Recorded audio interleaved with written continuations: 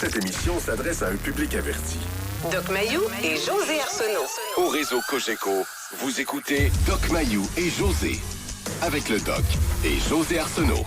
Bonjour tout le monde, bienvenue à l'émission Le Doc Mayou et José. Bonjour Doc Mayou. Madame Arsenault, bon matin. Il y a des histoires, moi, qui me fâchent. Il y a des...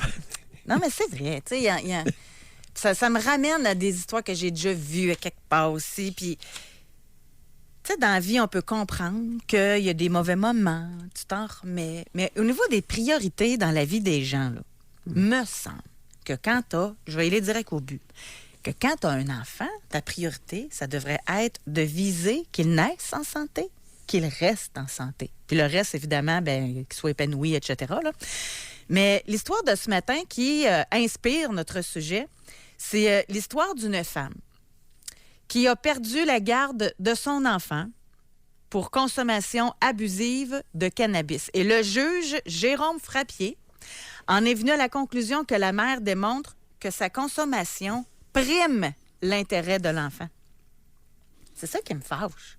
C'est rien. Pour continuer, pour en remettre, elle a eu 2 ans. C'est le deuxième enfant. Elle vient de perdre la garde du deuxième. Et au premier, à la naissance du bébé, il y avait du pot dans le sang, du cannabis dans le sang du bébé. Exactement. Des signes de sevrage à sa naissance. C'est très chic. Puis c'est parce qu'elle en prenait pendant la grossesse, là. Des analyses d'urine ont démontré la présence de THC dans son organisme, le petit bébé. Exactement. À la naissance.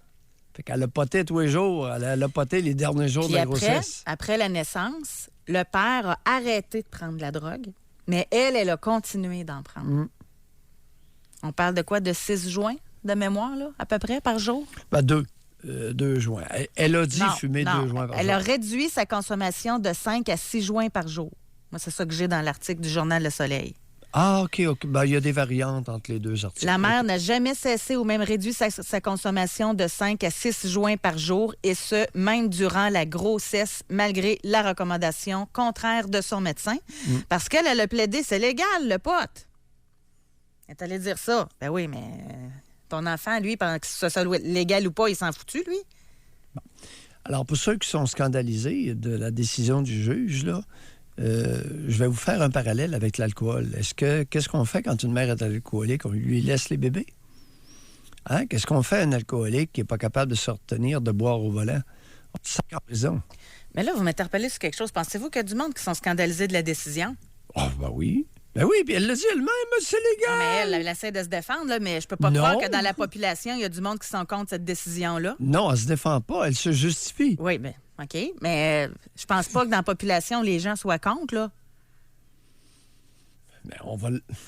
Belle occasion de le savoir. 25-2-2-6. Hey, les poteux! Êtes-vous d'accord avec ça? OK, on va commencer comme ça. La mère pote, on y enlève le bébé ou c'est... OK, 5-6 joints par jour. Là, on parle pas de 1 joint par jour. Oui, à tous les jours. 5-6 joints par jour. Est-ce que vous êtes d'accord avec la décision du juge de lui retirer la garde de son enfant? C'est ça notre question. Même si le cannabis est maintenant légal. Exact. Correct. On va voir. OK. Peut-être. Et parallèlement à ça, dans l'émission, notre sujet, parce qu'on on se sert de cette histoire-là, en fait, mais parce que moi, je me dis, crème, à bousiller sa vie, là. Son besoin de prendre du pot est plus important que son enfant. C'est comme ça que je le vois, moi. Ben oui, ben voyons. Alors, la question est, qu'est-ce que vous avez bousillé dans votre vie à cause d'un problème de dépendance, là? Et j'ai rajouté de quoi sans vous en parler? Je vous l'annonce, là. J'ai rajouté à la question, ou à l'inverse, avez-vous l'impression qu'un proche vous a fait passer 2e pour le bénéfice de sa dépendance? Oh, c'est bien dit. Ouh! Avez-vous passé après? Oui. Oh! C'est dur après à comprendre. L'alcool, la dope, oui, le jeu, gambling, le jeu vidéo, le jeu gaming. Et quel impact que ça a eu sur votre évolution? Exact. Avez-vous passé? Oh! Ici, Guen, déjà, là, sur notre page Facebook, Oui. on a Lise, elle dit, puis il faut réserver votre circuit téléphonique dès maintenant, là. Tu sais, je vois que ça sonne, là, je veux vous parler tout de suite. Lise, elle disait, mon ex aimait mieux aller prendre une bière après le travail, presque à tous les jours, qu'être à la maison avec moi et nos 2 enfants. Il a toujours fait passer ses amis de boisson avant nous. C'est pourquoi il est devenu mon ex. Bon. Oui, mais... Je sais que ça allait dire. Il y a des amis de boisson qui sont autrement plus agréables que certaines femmes. Ah. J'ai bien dit certaines. Oui, mais là, il y a des enfants puis il y a des responsabilités. On va juste ajuster ça aussi, là. Oui, mais si elle fait suer au cube après sa journée de travail, il n'y a pas hâte de rentrer. Mais pourquoi qu'elle fait Il y a des des- enfants avec, d'abord? Ah, Ah. Hein? il se pourrait, 1, l'hygiène sexuelle. 2, la pression sexuelle. 3... Arrêtez donc d'y trouver des défaites. Là, le gars, il allait prendre un verre à la place de s'occuper de ses enfants. Ça se peut, ça aussi? 3, le tempérament de certaines femmes. Ah. C'est pas toutes des personnes accueillantes et attrayantes en dehors de leur attribut physique. Et c'est assez bien dit. Ah oui. J'ai hâte de voir si vous allez défendre tout le monde de même tout au long de l'émission. On a ici, le père de mes filles de 10 ans est dépendant aux drogues de toutes sortes et aux jeux d'argent. Il nous a souvent volé tout notre argent. Et ma fille a toujours passé après ses dépendances. Aujourd'hui, ça fait 4 ans qu'il ne l'a pas vu. Je pense pas qu'il y a grand-chose à défendre ici, là. Bon, heureusement, il ne s'agit que d'un enfant. Un seul enfant. Elle n'en a pas fait d'autres et ça l'honore. Maintenant, ce qui devient beaucoup plus interpellant, c'est lorsque 2-3 enfants, dans un contexte tel qu'on vient d'entendre. Régulièrement, il y a des femmes qui se reproduisent avec des hommes de rien. Il n'y a pas une vieille chanson. Il y a une vieille chanson du folklore québécois, un homme de rien. Ben oui, il les appelait comme ça, un homme de rien. Ah, OK. C'est beau, hein? Un homme de rien. Fait qu'il valait rien dans la vie, là. C'est ça? Oui. Un homme de rien. Un irresponsable. Écoute, il vole. Tu sais, ça mériterait d'être sapé en prison, 2 temps, 3 mouvements. Voyons. Que tu voles ta famille, tes proches, que tu voles un étranger, tu voles. Le vol, c'est criminel. Pourquoi qu'elle n'a pas porté plainte à la police puis dit, hey, en dedans, mon gars. Ouf. C'est compliqué, là. Ton conjoint te vole, tu portes plainte à la police. C'est assez rare qu'on voit ça, là. C'est facile assis ici, là, tu sais, faire ça, l'imaginer, là, mais quand tu le vis... si ça fait 4 ans qu'il n'a pas vu sa famille, on peut s'imaginer que c'est un homme de rien. Oui, puis et c'est pas bien de dire ça. Surtout moi, comme psychiatre, est-ce que tu savais que c'est pas bien de porter des jugements de valeur? C'est pas bien. OK, il faut que vous soyez accueillant. C'est pas digne, oui. Ça fait défriser le code de déontologie. Ici, en passant, là, Oui. je dirais que, vite de même, là, il y a une personne... Attends. Ouais, il y a une personne qui est nuancée. Tout le monde est d'accord avec le juge, là, par texto 25226. Mais il y a quelqu'un qui dit, si elle n'avait pas consommé pendant la grossesse, j'aurais été de son côté. Mais là, non. Bon, merci. Hey, les poteux, faites-vous aller le matin, là. On vous accueille. Vous avez, au moins à notre émission, droit de parole. On va vous écouter. Vous pouvez vous expliquer. Ouais, Vous avez le droit de pas. Ouais, il y a juste une personne qui est nuancée. Ben oui, c'est pas des poteux. C'est le club des poteux, là. Faites-vous aller un peu. Puis le club des poteux est gros, hein? C'est du monde. Oui, mais ils savent peut-être qu'ils sont pas corrects de faire ça, là. Non, j'étais encore naïve un petit peu. On va aller à Drummondville. On va parler avec Michel qui se lance dans notre sujet d'aujourd'hui. Qu'est-ce que vous avez bousillé à cause de quelle dépendance? Michel nous appelle de Drummondville. Bonjour. Bonjour. Oui, Michel, on vous écoute. Oui, moi, c'est la dépendance à la pornographie qui a bousillé ma vie. Oh, ouais? Ben là, vous nous prenez par surprise les culottes baissées, vous, ce matin, là. Ah, il y en a de toutes sortes qui disent, hein? Non, La mais allez-y, dépendance. ça m'intéresse. C'est que, Oui, ben oui, c'est sûr qu'on va vous écouter. Fait que ça représentait quoi, là, comme dépendance? Ben moi, ça l'a commencé à mon adolescence, lorsque je suis allé étudier à l'extérieur. J'avais été élevé par mes grands-parents, puis à un moment donné, je suis allé étudier à l'extérieur, à Québec. Oui. Et puis à un moment donné, facilité d'accès à de la pornographie en magazine, tout ça. Fait que je me suis mis à acheter des revues pornographiques, puis plus que j'en achetais, puis plus que j'en rachetais la semaine suivante. À un moment donné, à un tel point qu'au bout de quelques années, là, des fois, là, c'était rendu là, des sommes là, de, je vous dirais, là, 100, 150 $ par semaine facilement qui passaient là-dessus. Là. Bon, ben là, on a un problème, là, Michel. Vous allez nous expliquer comment ça se fait que vous achetez autant de matériel alors qu'une seule revue, nous autres, on faisait 6 mois dessus. Oui. Ben, c'est le besoin d'avoir de plus en plus de variété. Non. Puis ça, non. ben, à un moment donné... Non, Michel, ça marche pas. Non, l'histoire de variété, non. Vous avez quel âge, là, Michel? Moi, j'ai 50 ans. Non, mais pourquoi ça pourrait pas marcher? Il voulait voir des nouvelles femmes, des nouveaux corps, des nouveaux seins. Non. Besoin de variété. Oui, exactement. Joselle a un bon point, là. Bon, allez, continuez. Continuez à mentir, à vous mentir à vous-même. On vous écoute quand même. Allez, besoin de variété. Oui, c'est ça. Puis à un moment donné, c'est ça. Là, à un moment donné, c'est devenu à une étape suivante. Là, ça prenait de la pratique, de ce que je voyais, de ce que je lisais. Oui. Fait que je me suis mis à fréquenter les escortes. Oui, bon, là, on y arrive. On arrive au problème. Ben oui, mais faut le laisser parler pour y arriver, là, Doc. Vous le laissez pas parler, il peut pas arriver. Bon. Ben là, à un moment donné, au travers de tout ça, j'ai été marié. Puis là, à un moment donné, c'est ça. Je trompais ma femme dans le secret. Puis ensuite de ça, je fréquentais des escortes.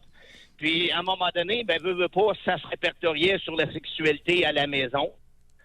Il y avait plus beaucoup de sexualité entre moi et elle. Parce que, disons, peut-être qu'elle me comblait pas sur ce que je voulais avoir avec les escortes. Qu'est-ce que vous... Oui, c'est ça. On peut pas vous le demander. On n'a pas le droit de vous demander en quoi qu'elle ne vous comblait pas, là. Vous pouvez le dire de façon générale, comme s'il y avait un enfant de 7 ans devant vous. Fait que, essayez de nous expliquer qu'est-ce qui vous manque à la maison puis que vous alliez chercher chez les escortes. Peut-être certaines pratiques qui étaient tabous pour elle, qui ne le laissaient pas de l'autre côté. OK. Oh, des pratiques tabous. Oh. Oui, des choses comme ça. Puis, fait qu'à un moment donné, la pornographie prenait de plus en plus de place. Des fois, elle se couchait le soir, puis moi, je me relevais des fois après qu'elle soit endormie pour lire des choses comme ça, écouter un film pornographique, des choses comme ça. Puis à un moment donné, c'est ça, ça a fini par la séparation, puis un divorce. Puis, oui. Est-ce qu'il y a des enfants dans le décor? Oui, il y avait des enfants dans le décor. Combien? À cette époque-là, il n'y en avait seulement qu'un. Oui. Puis, à un moment donné, elle me laissait des chances. Moi, j'ai décidé de me prendre en main. J'ai suivi une thérapie avec un centre, le centre Execo. Oui. C'est que j'ai suivi une thérapie avec eux autres. Parce qu'à un moment donné, ce besoin d'escorte-là, il était tellement fort que là, c'était plus les revues. Là. Des revues, j'en achetais pratiquement plus. Là. J'avais comme transformé ma dépendance en revue en dépendance d'escorte. Oui. Puis là, à un moment donné, c'est ça, là, je pouvais passer une paye complète là, sur des escortes. Là. Moi, quand je recevais ma paye le jeudi, là, je m'en payais une. Elle m'avait pas satisfaite, je n'en prenais une deuxième. Fait qu'à un moment donné, là, je ramassais avec une paye de 800 $. Oui. Est-ce qu'il y a eu d'autres enfants? Oui. Parlez-en. Oui, un autre enfant. Il y a eu 2 enfants. Avec la même femme? Oui, avec la même femme. Bon, 2 enfants. Et qu'avez-vous découvert en thérapie? En thérapie, à un moment donné, c'est ça. Eux autres, ils ont accepté de m'aider parce que eux autres, ils reconnaissaient que ce besoin-là éminent d'avoir toujours de la sexualité et tout ça, à un moment donné, ça pourrait virer en agression si ça n'était pas pris en main. Ah, ouais. Oui, parce que, comme il disait, là, c'est que le joueur compulsif, quand il est rendu vraiment au bout, il va vendre sa maison pour jouer, moi, j'aurais pu agresser parce que j'avais plus d'argent. OK, j'ai une question. Vous, là, vous en pensez quoi de cette hypothèse-là? Auriez-vous pu agresser une femme à ce point-là pour avoir du sexe? Je vais vous dire, franchement, oui, ça m'a déjà effleuré l'idée, mais ça s'est jamais concrétisé parce que les autres ont intervenu. J'ai fait des thérapies fermées avec une seule thérapeute. J'ai fait la thérapie de groupe après ça. Puis c'est ça. À un moment donné, ben là, il y a eu des prises de conscience, il y a eu des méthodes qui ont été mises en place pour éviter que je me ramasse dans des endroits à risque, comme club de danseuses, dépanneurs où ce qu'on vendait largement de la pornographie. Fait que, tu sais, quand j'avais juste le besoin d'acheter un chip et une liqueur, ben au lieu d'aller au dépanneur, j'allais à l'épicerie, parce qu'à l'épicerie, ben on vendait pas de revues pornographiques. Dans les thérapeutes, y a-t-il eu des hommes ou uniquement des femmes? C'était seulement des femmes qui dirigeaient les groupes auxquels j'ai participé, là. Vous ne trouvez pas ça un peu particulier? Non, parce que moi, contrairement à ce que peut-être certains en penseraient, moi, je me sentais plus à l'aise de confier ces choses-là à une femme qu'à un homme. Ouais, parce que le problème est là. Vous êtes devenu accro à la porno à l'adolescence. Et l'adolescence, vous avez été confié à vos grands-parents. Non, moi, j'ai été élevé par mes grands-parents. Parce que moi, mes parents sont divorcés depuis que j'ai l'âge de 4 ans. C'est mes grands qui ont pris la relève parce que ma mère avait fait une grosse dépression. Puis eux autres, ils m'ont élevé comme leur propre fils. Ouais. De quoi ça a eu l'air avec les grands-parents au niveau de la sexualité? Ah, c'est sûr qu'on n'en parlait pas. De quoi ça a eu l'air? Oui, oui. J'ai tout découvert par moi-même, là. Oui, oui. Puis, il y a le problème, il n'y a pas de problème là. Qu'est-ce qui s'est passé dans cette maison-là qui vous a autant affecté dans votre développement psychosexuel? Peut-être que c'est le fait, justement, de ne pas aborder ces questions-là, que c'est, tu sais, mes grands-parents, là, ils m'ont jamais dit, ben, garde, là, t'es rendu à l'adolescence, ça peut arriver que tu aies le besoin de te masturber, puis c'est tout à fait normal. Puis non, on n'a jamais abordé ces questions-là. On n'a pas besoin d'aborder ça avec un adolescent. Qu'est-ce qui s'est passé à l'adolescence ou plus jeune? Qu'est-ce qui s'est passé dans cette maison-là, avec ces individus-là? Ben, je sais pas, je peux pas dire qu'est-ce qui s'est passé, là. Tu sais, je veux dire... Moi, j'ai été élevé dans cette maison-là avec amour, puis tout ça, tu sais, puis... avec amour? Parlez-nous Oui. de l'amour des grands-parents envers vous. Ben, un amour pareil comme si j'avais été leur propre enfant, même que ma mère a trouvé ça difficile, là, parce qu'à un moment donné, là, tu sais, j'avais plus de respect pour mes grands-parents que pour ma propre mère, là. Quel respect aviez-vous pour votre mère? Mon père, on était plus comme des grands amis. Parce que lui, c'est pas tellement... Michel, vous avez été thérapeutisé à l'os par des femmes. Je viens de vous poser une question impliquant votre mère. Vous répondez avec votre père. Avez-vous réalisé ce que vous faites? J'ai l'impression qu'ils auraient eu avantage à vous encadrer beaucoup plus serré et être encadré par des hommes pour la thérapie. C'est mon opinion. Je suis intéressée d'entendre la réponse à la question du doc, par contre. Comment vous la considérez, votre mère? C'était quoi? Comment vous la voyez, votre mère? Ben là, aujourd'hui... Non, dans le temps, là. Votre mère, pour vous, c'était quoi?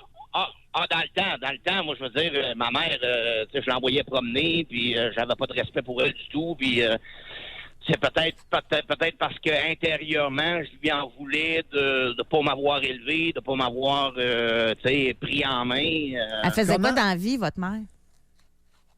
Moi, ma mère, elle travaillait des fois dans les manufactures, puis elle a été longtemps sur l'aide sociale. Michel, comment on peut vivre de l'intimité avec une femme lorsqu'on en veut à sa mère? Les thérapeutes, là, auraient dû vous confronter avec ça. Comment pouvez-vous en vouloir à votre mère puis caresser une femme dans votre lit? Expliquez-nous ça. Ben, moi, là, je veux dire, c'est pas parce que j'en voulais à ma mère. Moi, selon moi, c'est pas parce que j'en voulais à ma mère que je me suis jeté dans la pornographie, là. Bon, alors si j'étais vous, je réfléchirais à ce point-là. C'est vraiment intéressant, doc. Je remettrais en question très sérieusement, cher Michel, ce que vous venez de dire. Parce que j'en voulais à ma mère, je me serais tourné vers la pornographie. Oui. parce que vous en vouliez à votre mère et que vous n'aviez pas un once de respect envers elle. Si vous n'avez pas un once de respect envers votre mère, comment pouvez-vous respecter une femme adulte hétérosexuelle? On va se quitter Bye, là-dessus. Michel. Merci beaucoup de votre appel, Michel. Bye-bye. Sa grand-mère, elle n'aurait pas pu être un modèle qui l'aurait fait changer ou... Non, c'est trop profond, le nous a non-respect raconté. envers sa Écoute, mère. Michel a été thérapeutisé à l'os, là. Alors, ce qu'il nous dit n'est pas nécessairement ce qu'il pense. Alors, on lui a raconté beaucoup d'histoires à Michel, et histoires qu'il a intégrées, adoptées, intégrées. Vous savez, les individus qui ont été très thérapeutisés ne sont pas nécessairement faciles initialement pour un analyste. Donc, on a une petite surprise pour vous. Oh. On va remercier notre auditeur Patrick, qui nous a donné même l'auteur de la pièce « Il y a des hommes de rien ».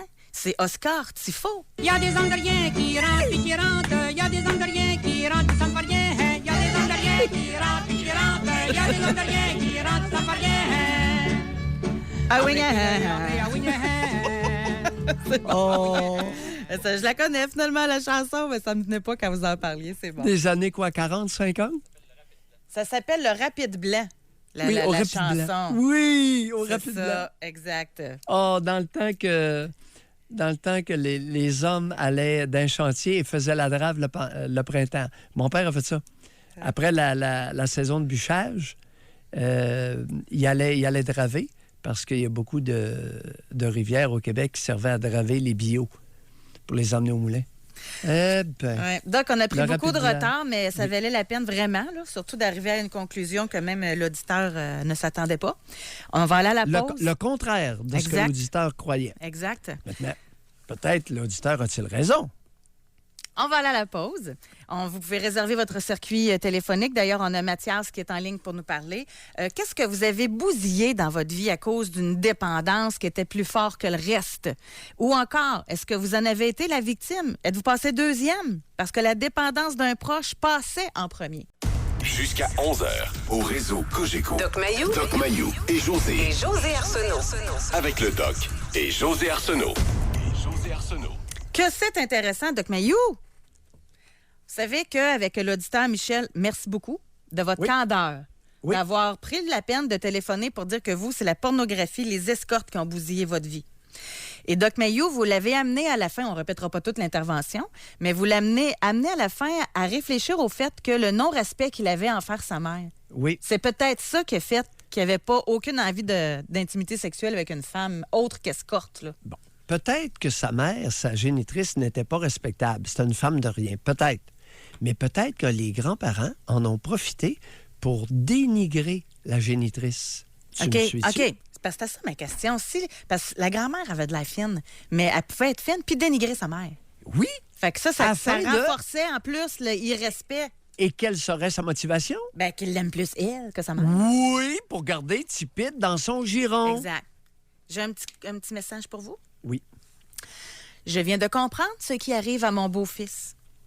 Il n'a pas de respect pour les femmes, regarde la porno, il en parle, il est célibataire à 35 ans, n'a jamais eu de copine. Sa mère l'a abandonné, il était bébé. Merci, Doc. Dans certains cas, c'est l'explication. On va aller au téléphone, mais juste avant, on a un texto d'une pharmacienne. Elle dit « Je vais jouer l'avocat du diable ». On en voit tous les jours des parents qui élèvent leurs enfants qui prennent des médicaments qui peuvent avoir des effets psychotropes encore plus importants que la consommation de cannabis.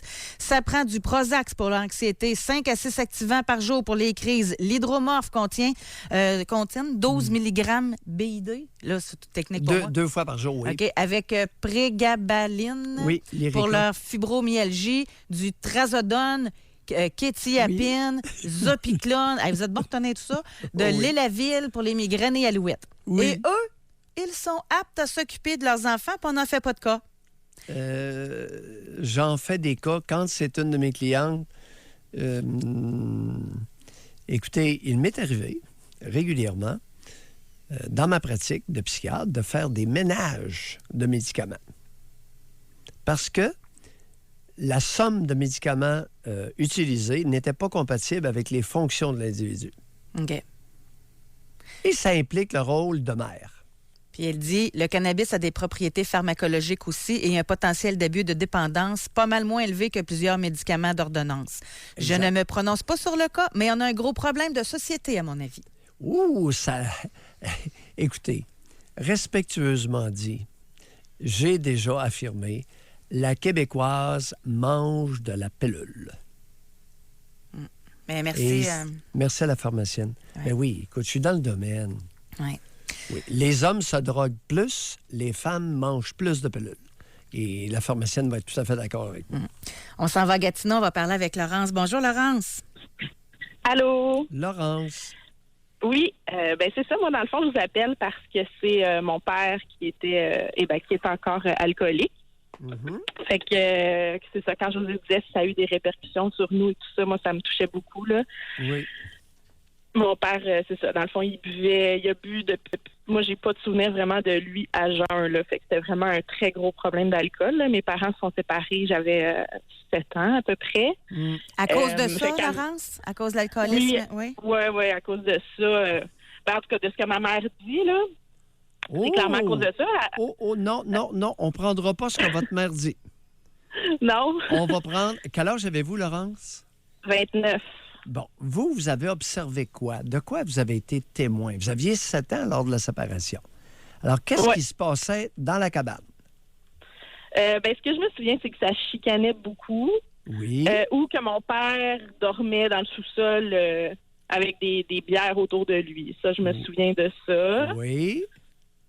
Est-ce que c'était non, à tous les jours, la fin de semaine? Tous les jours. Bon, OK, c'était à Mais- tous les jours. Est-ce qu'il Ouais, tous continuait les soirs. à travailler? Est-ce qu'il travaillait?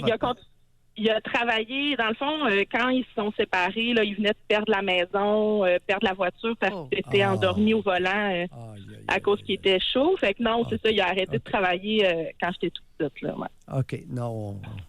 Parce que, Ouais, vous fait savez, que- de dire que le parent est alcoolique, c'est pas suffisant. Mhm. Il y a différents degrés, différentes intensités. C'est comme le pot. Prendre du pot 2 fois par mois, c'est une chose. En prendre 4, 5, 6 joints par jour, c'est une autre affaire. Là.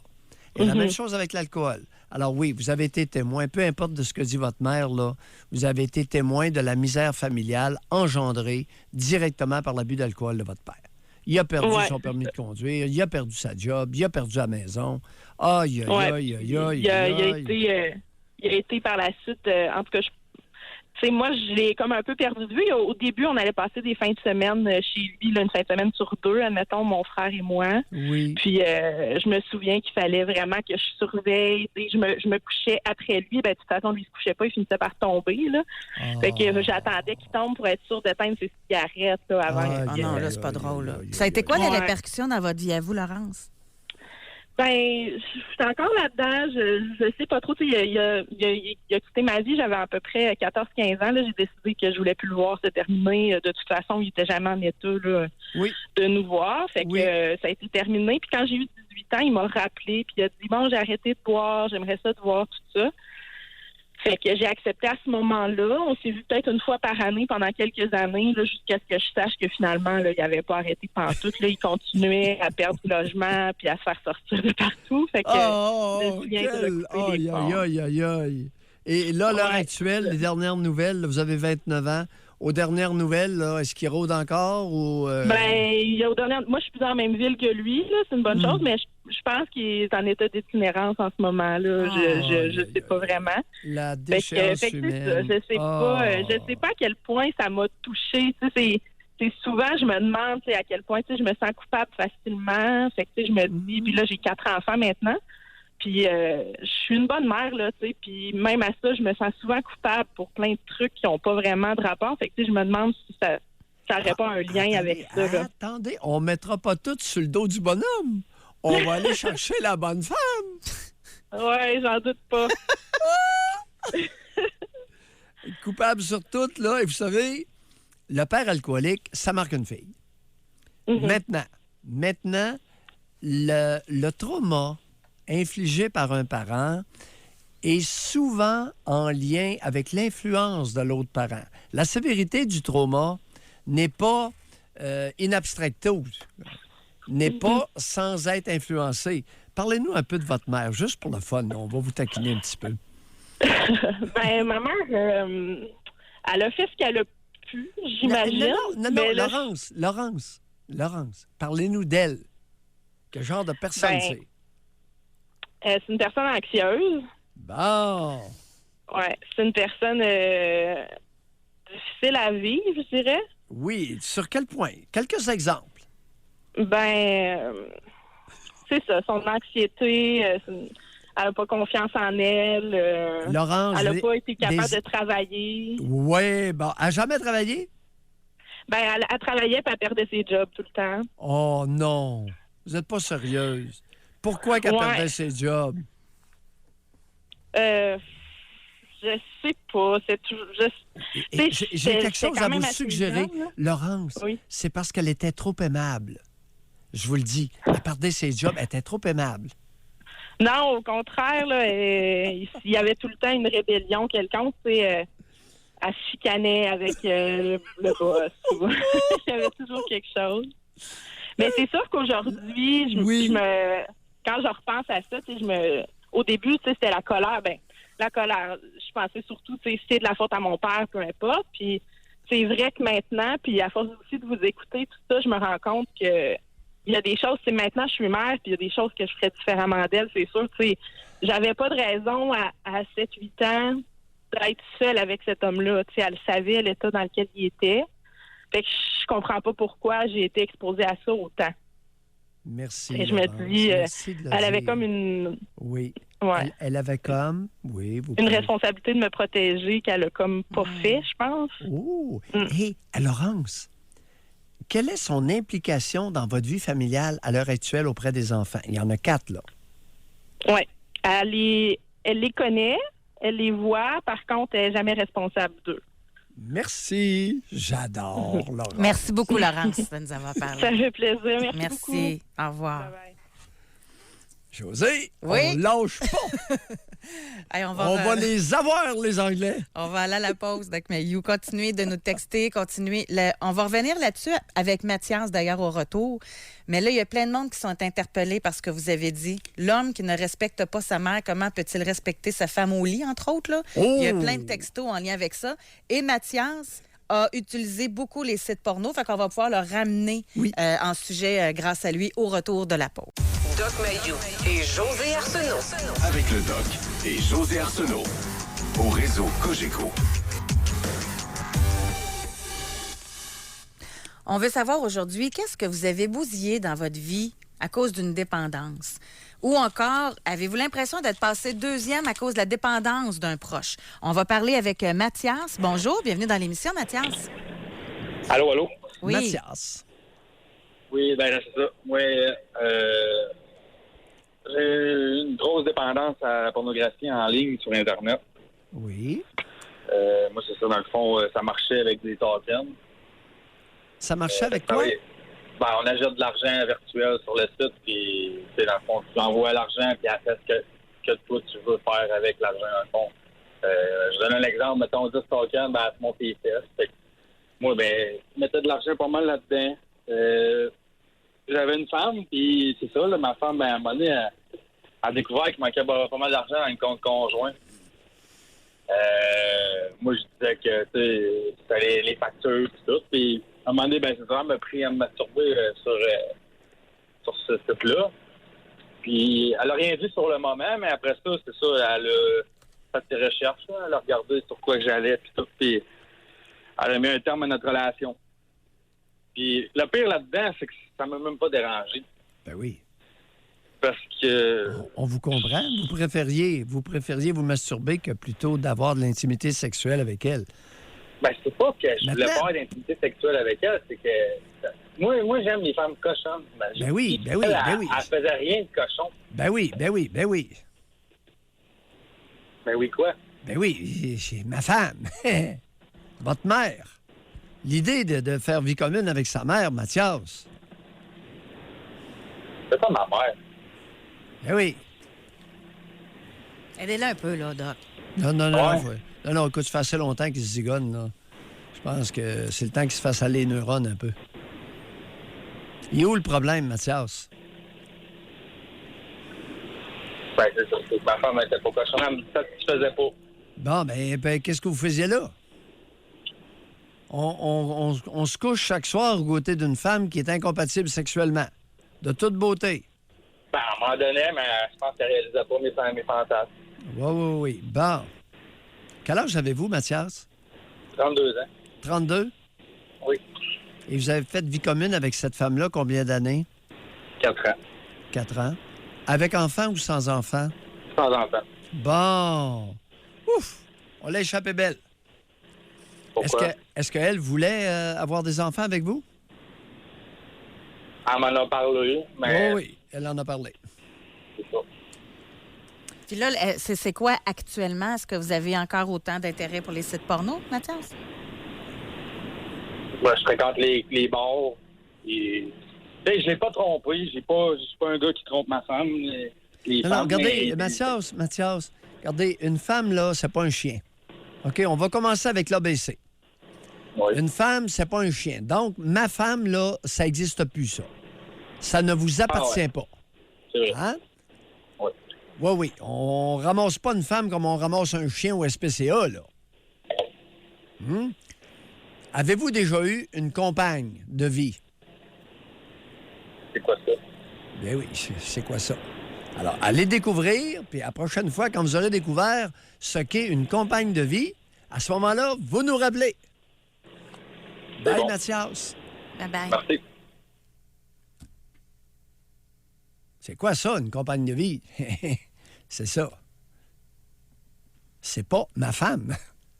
Compagne de vie. Ça ressemble-tu un peu à l'histoire Ben oui. de Michel, mais... Ben oui. Mais Michel Ben oui. avait plus de réflexion, il était rendu un petit peu plus loin que, Oui, que c'est Mathias. ça. là. Oui. Alors, il y a Les beaucoup auditeurs, d'âmes, on va oui. le prendre, là. On va prendre notre temps aussi, là, mais juste avant d'aller à la pause, Oui. il y en a plusieurs qui se questionnent puis qui allument, là. Que vous nous expliquiez le lien entre un homme qui a été abandonné ou qui ne respecte pas sa mère et sa vie sexuelle adulte. Ouais. C'est-tu comme ça la plupart du temps? Bon. Et Oui, l'inverse, est-il vrai? Oui. Est-ce que un père dont la femme ne respecte pas son père, ça peut amener des répercussions aussi? Oui. Alors, tout ça, les parents sont très importants dans le développement psychosexuel parce que pour un garçon, la première femme qu'il va connaître, c'est sa mère, sa génitrice. Si la relation avec la génitrice foire et conflictuelle, ça risque de se répéter après femme numéro 2, femme numéro 3. Si femme numéro 1, ça marche pas du tout, c'est le bordel.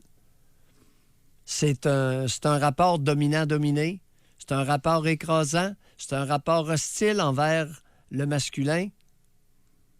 Ça pourra pas marcher. Mathias, écoute, sa compagne, il l'appelle ma femme. Pas à lui, ça, cette affaire-là. Il n'a pas compris ça. L'ABC n'est pas intégré. Et ce n'est pas intégré, pourquoi? Parce que la relation avec la première femme de sa vie a probablement foiré. Puis il disait aussi, lui, il dit qu'il trompait pas sa femme. Oui. Mais en fait, là, il préférait se masturber. C'est ça l'affaire. Ouais. Donc, c'est ne pas avoir un rapport intime avec une femme. Oui. Et ça peut venir de sa relation avec sa mère. Puis d'ailleurs, quand il l'a choisi, tu sais, il choisit une femme peu intéressée par la sexualité et se met dans un rapport d'un enfant. Ma femme, là, c'est presque comme ma mère. Alors, comment pouvez-vous établir un rapport égalitaire et de sexualité intense lorsque vous vous mettez vous-même dans une position d'enfant? Mais en proportion, là, Oui. c'est-tu assez élevé en pourcentage accro à la pornographie, problème avec la mère? Bon, regarde, qu'est-ce qu'on a mentionné comme statistique aux États-Unis? Il est apparu il y a 2 semaines, on en a parlé dans le Washington Post. 28 des hommes entre 18 et 29 ans n'ont pas eu de relations sexuelles en 2018 aux États-Unis d'Amérique. Ça fait beaucoup de monde qui se masturbent sur les sites porno. Alors qu'il n'y a que 18 % des femmes du même groupe d'âge qui n'ont pas eu de relations sexuelles aux États-Unis. Il y a 10 ans, ce n'était que 8 % des hommes qui n'avaient pas eu de relations sexuelles entre 18 et 29 ans. Qu'est-ce qui se passe? D'où, Oui, je répète ma question. Oui. Ça peut être un lien direct en proportion. Problème avec la mère, problème d'intimité sexuelle. Oui. Et quand on dit problème, c'est non-respect. Autant la mère trop contrôlante que la mère trop après l'enfant. Là. Ça va dans tout. Exactement. Surprotectrice ou négligente OK. va provoquer chez le petit garçon un cumul de frustration que le petit garçon va refouler parce qu'autrement, il risque de se faire placer ou de manger une claque à la gueule. Parce qu'il y a beaucoup de mères que si le petit garçon dit « Maman, je suis très mécontent de ta façon de t'occuper de moi », il risque de manger une maudite claque par la tête, dans bien des cas. OK. Alors, ça c'est réglé. Est-ce que vous avez eu un problème de dépendance qui a bousillé votre vie? Vous pouvez réserver notre circuit téléphonique de maintenant. Est-ce que vous avez l'impression d'être passé deuxième parce qu'un proche préférait sa dépendance à vous? On va à la pause. Doc Mayou et José Arsenault. Avec le Doc et José Arsenault. Au réseau Cogeco. En tout cas, on pensait pas aller là. Moi, sérieusement, ce matin, là, moi, je me fais toujours mes petits films, là, comme vous le savez. Moi, je m'attendais à ce qu'on parle de jeux, de gaming, qu'on parle de drogue, d'alcool. Puis là, ça a viré sur la pornographie. Michel, en début d'émission, qui a lancé avec ça. Comme lui, il était accro à la pornographie. Et là, vous avez amené vraiment la discussion sur le fait qu'il faut regarder le rôle de la mère dans l'enfance et le respect. Et là, notre texto, il explose en lien avec ça. Il y a plein de gens qui font des connexions. C'est rare, c'est abordé, de toute façon. On sait qu'on lit ça, qu'on apprend ça. Tu sais, c'est un sujet qui est tabou en partant, la pornographie. Oui. Puis déjà de l'aborder, puis d'essayer de trouver la cause, la source. C'est Oui. ça qui est intéressant. Maintenant, bon, c'est ça. Et chers auditeurs, le problème n'est pas la pornographie. Le problème est le suivant. Comment se fait-il qu'un jeune homme comme Mathias, 32 ans, préfère la pornographie à l'intimité sexuelle avec sa compagne? C'est le mode préférentiel qui est ici à relever et qui est interpellant. Comment se fait-il que 28 % des jeunes hommes aux États-Unis de 18 à 29 ans, en 2018, n'ont eu aucune relation sexuelle, alors qu'ils se masturbent en moyenne 2 à 3 fois par semaine? C'est pas normal. Donc, ils ont un mode préférentiel. Ils préfèrent se masturber devant des films porno que d'être en action sexuelle avec une femme. Là, on a un homme de Drummondville, 37 ans.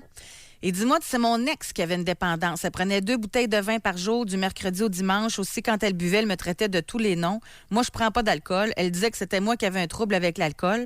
Et aussi, elle était médicamentée aux antidépresseurs. Elle disait que ça dérangeait rien, médicaments avec alcool. J'ai mis fin à la relation. Ça a été une libération pour moi.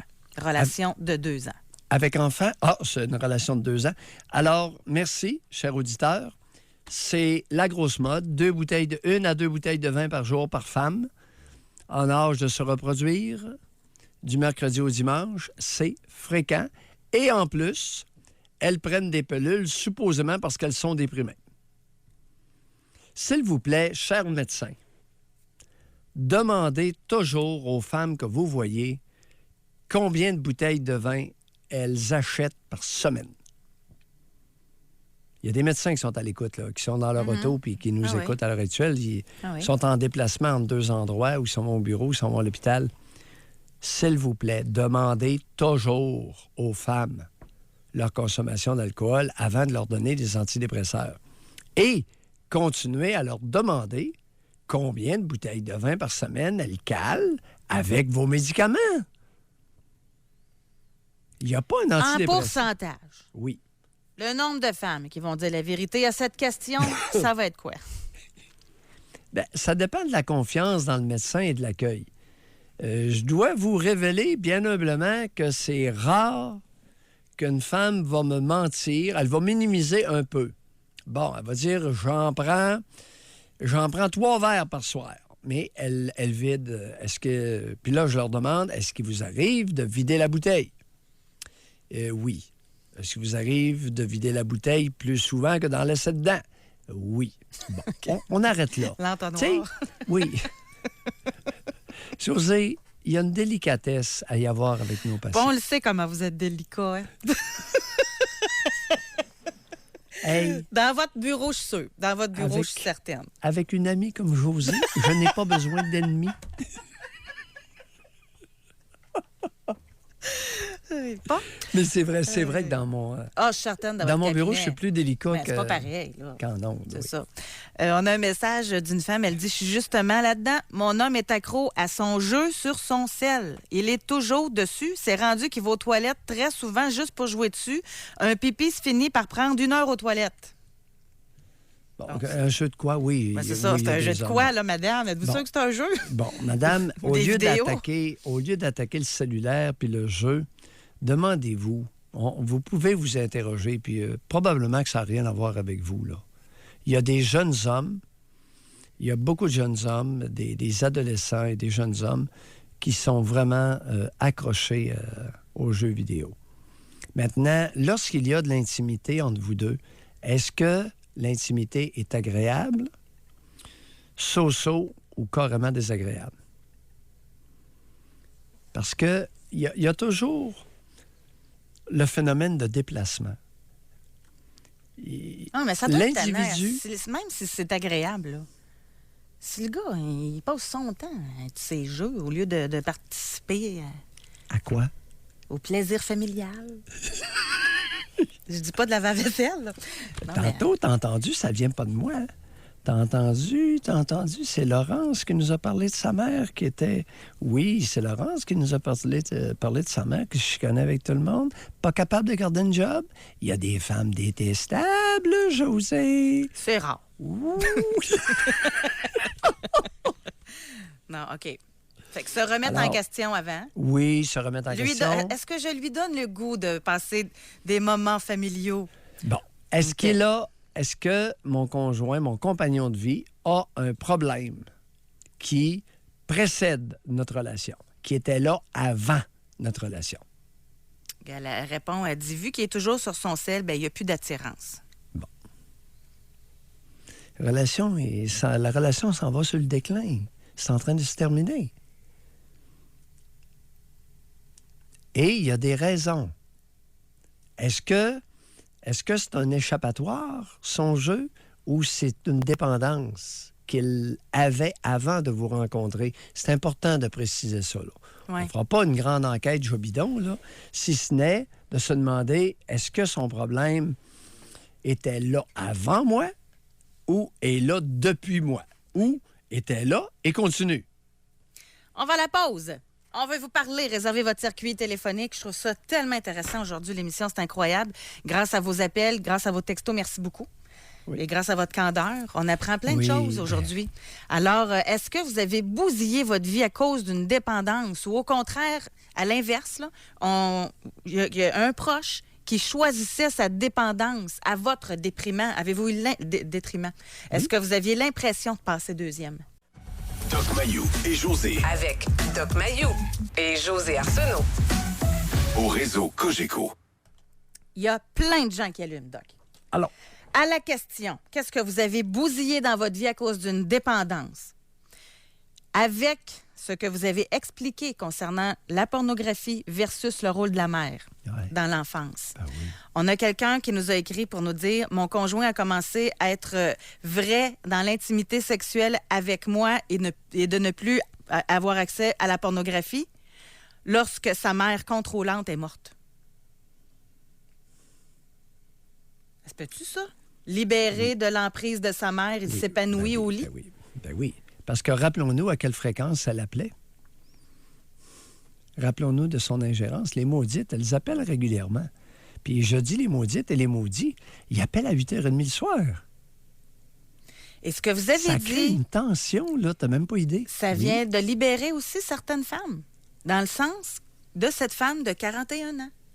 Elle dit, je croyais que c'était moi qui n'étais pas assez belle ou attirante sexuellement, le fait qu'il préférait la porno plutôt que de faire l'amour avec moi dans le temps qu'on était mariés. Je le voyais ne pas avoir de respect envers ses parents. C'est dommage que j'allume juste aujourd'hui, toutes ces années à penser que je n'étais pas désirable. Il y a des grosses conséquences, José. Tu sais, tout à l'heure, l'auditrice, et je pense que tu as eu une réponse. Hein? J'ai suggéré, madame, est-ce que votre conjoint qui passe son temps sur ses jeux au cellulaire, est-ce qu'il était comme ça avant de vous rencontrer ou s'il l'est devenu après vous avoir rencontré? Elle a confirmé qu'il l'était avant, selon ses ex. Bon. Fait que ça n'a rien à voir avec elle. C'est beau s'interroger, se questionner, s'introspecter, mais en autant qu'on fait partie du topo problématique. Regarde, la pauvre femme de 41 ans qui a cru à tort que c'était elle le problème. Puis souvent, c'est des très jolies femmes. Hein? Ça peut être une très jolie femme, cette femme-là de 41 ans, là, qui s'est blâmée, qui s'est remise en question, qui s'est mise en doute. C'est incroyable. On va aller parler avec Kevin maintenant. Bonjour. Oui, bonjour. Oui. Bonjour, ça va bien? On vous écoute. Félicitations pour votre émission en passant. Merci. Moi, pour ma part, je travaille dans le domaine justement des sites Internet pornographiques, comme vous parlez. Puis on constate que les gens qui fréquentent les sites, parce qu'on fait des statistiques pour connaître les habitudes. Puis il y en a beaucoup, c'est de jour, puis on constate que c'est pas des connexions résidentielles, là. C'est au travail, là. C'est commercial. Ils font ça en cachette, pas juste de leur conjointe, là, c'est de leur boss aussi. Pas fort, mais en tout cas. Kevin, on se fait des confidences entre nous autres, là. On est seulement tous les trois. Racontez-nous. Et le ratio homme-femme, le groupe d'âge, vous avez tous des chiffres là-dessus probablement, vous, là. Oui, mais ils sont quand même bons. C'est sûr que ça joue beaucoup dans vingtaine, trentaine, début quarantaine, on en a. Oui. Beaucoup plus d'hommes que de femmes, ça, c'est certain. Mais beaucoup plus d'hommes qui... Par contre, qui veulent être en ligne, puis qui nous demandent de vouloir faire de la webcam. Tu sais, on n'en fait pas. Tu sais. Nous, on fait affaire avec quelqu'un qui produit, puis qu'on sépare 50% des profits avec eux. Nous, on voit pas personne qui est dans ça. Là, tu sais. On est comme plutôt juste des revendeurs, si on permettait l'expression.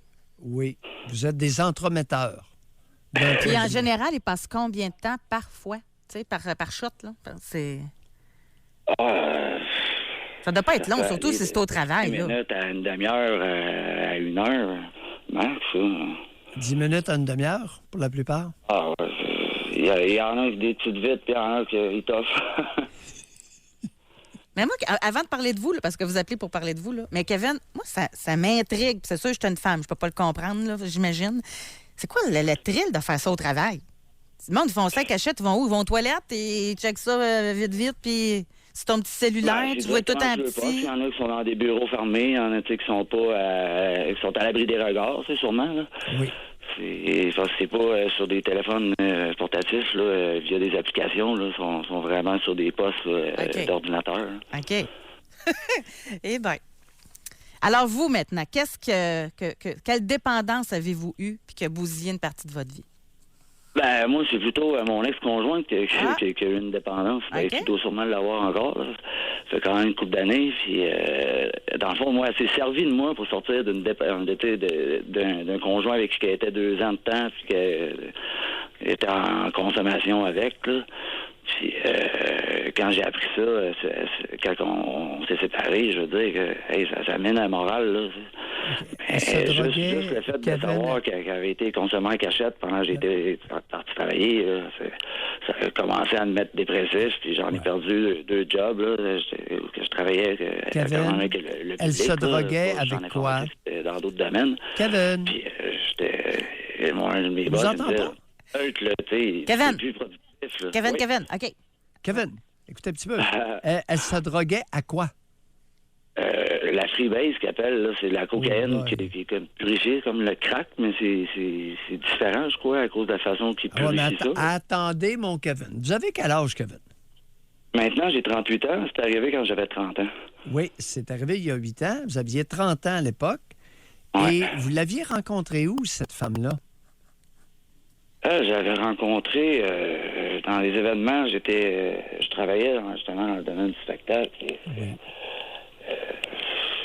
c'était une cliente là, je veux dire, qui venait comme d'autres là. Puis dans son comportement, tu sais, je veux dire, elle dégageait pas ça là, à l'époque là, quand je l'ai connue.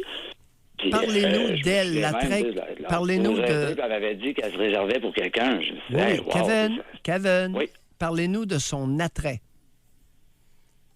Son attrait, je sais pas, moi, elle m'attirait, je veux dire, elle était comme moi, on aimait le même genre musical, la musique qu'on nous attirait pour danser. Qu'est-ce qu'on avait en commun? Je pense que c'est pas mal ça. Non, je n'ai pas demandé ce que vous aviez en commun.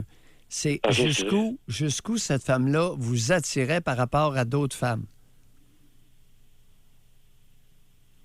Ben, c'est sûr que physiquement, puis sa façon de penser que je me suis trompé, comme j'expliquais là, que quand elle m'avait dit qu'elle se réservait pour quelqu'un, tu sais, j'avais trouvé ça correct, tu sais. Kevin?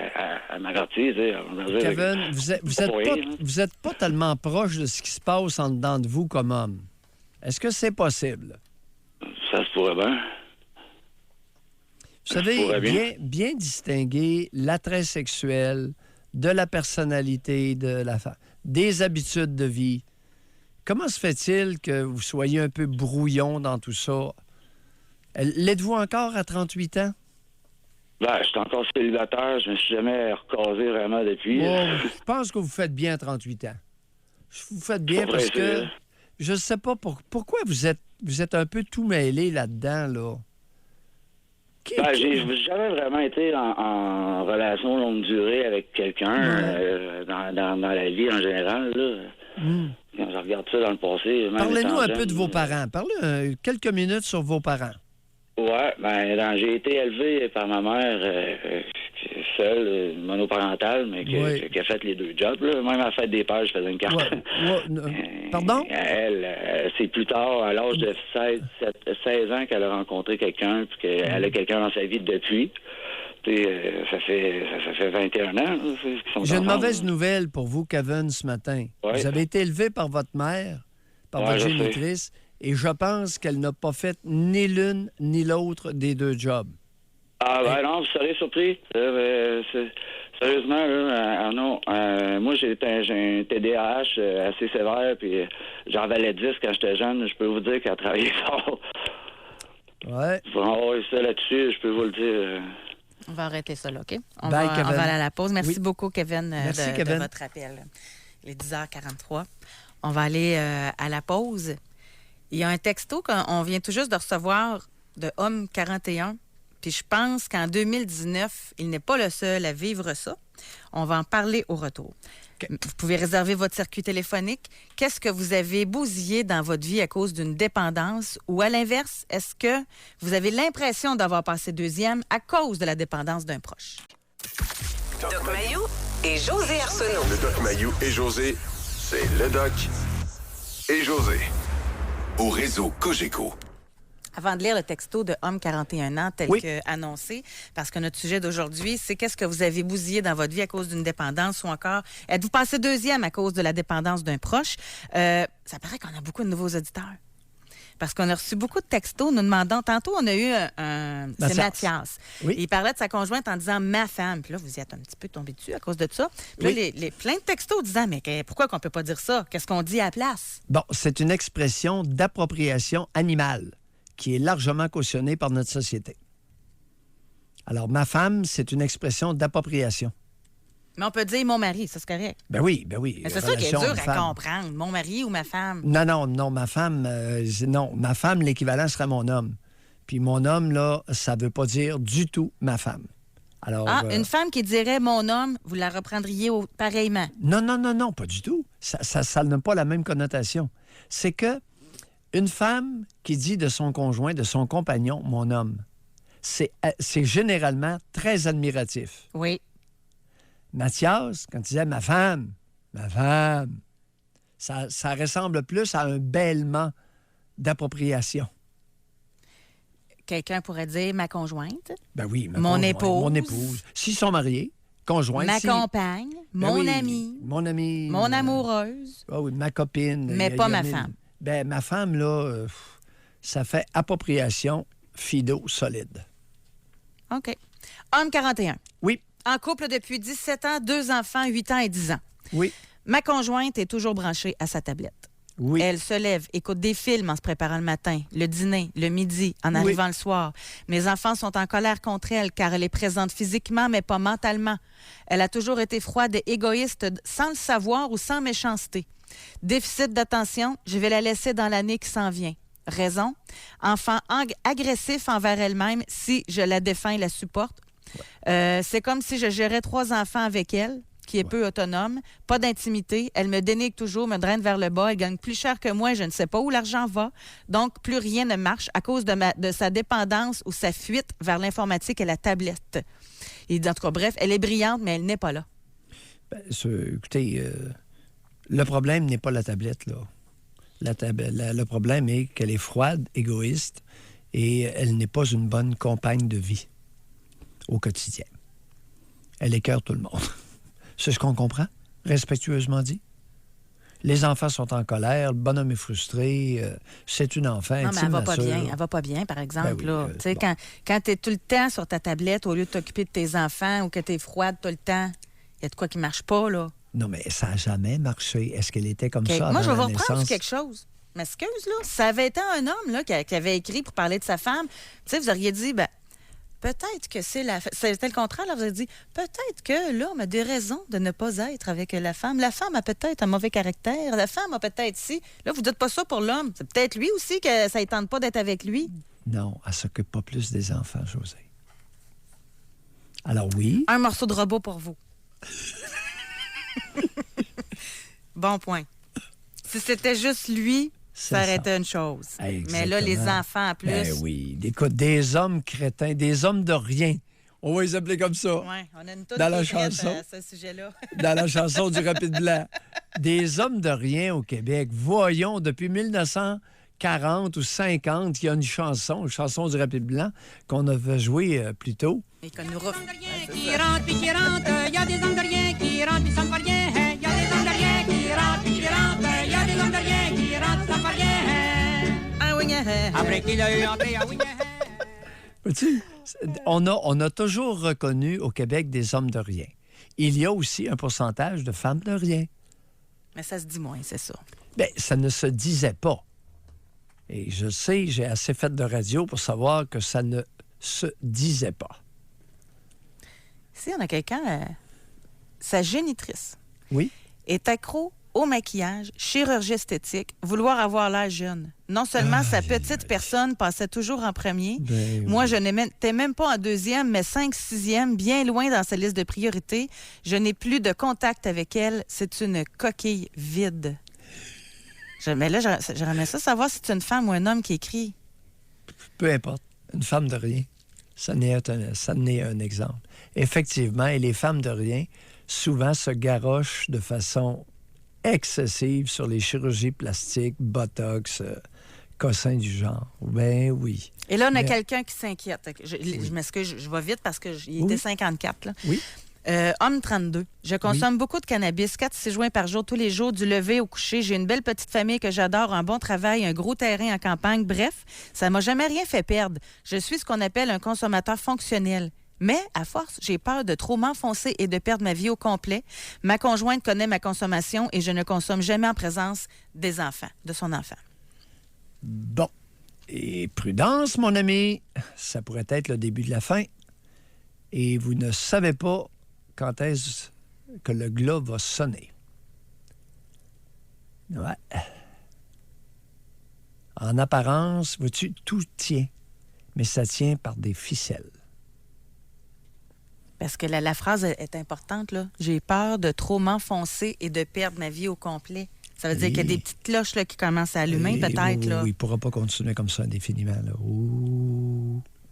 Alors oui, il y a des alcooliques fonctionnels, mais à un moment donné, ça dysfonctionne. Il y a des drogués fonctionnels, mais à un moment donné, ouh. Oui. Il y a eu des avocats qui se mettaient de la poudre dans le nez. Pendant quelques années, ça nuisait pas trop. Mais à un moment donné, ça a planté. La génitrice OK. qui est accro aux chirurgies esthétiques, là, c'est une femme de 35 ans qui nous a écrit. Oui. C'est sa mère. Oui. Vous devez être très belle, puis votre mère essayait d'être plus belle que vous, ou encore, hein? Tu sais, quand elle disait... ça ressemble Oui. à ça pas mal, hein? Oui. Rivalité Alors, mère-fille. Oui, rivalité mère-fille, immaturité, incapacité d'accepter l'épreuve du temps. Parce que pour certaines personnes, il faut le reconnaître, les femmes ne vieillissent pas toutes physiquement de la même façon, au même rythme. Et il y en a qui s'inventent des signes de vieillissement qu'elles n'ont pas ou qu'elles ont à peine. C'est ce qui complète notre émission. Déjà terminé? Oui. Oh. Ça passe vite en bonne compagnie. Oui. Alors, merci beaucoup tout le monde. Merci beaucoup, Benjamin. Merci à vous, les auditeurs. Encore une fois, c'est vous qui faites l'émission là, avec votre confiance, avec vos histoires. Merci beaucoup, Doc Mayou. On a appris aujourd'hui grâce à vous. Oui, merci au chef d'orchestre. Alors, bonne journée à tout le monde demain. À tout le monde demain. Bye, tout le monde. À demain. Bye.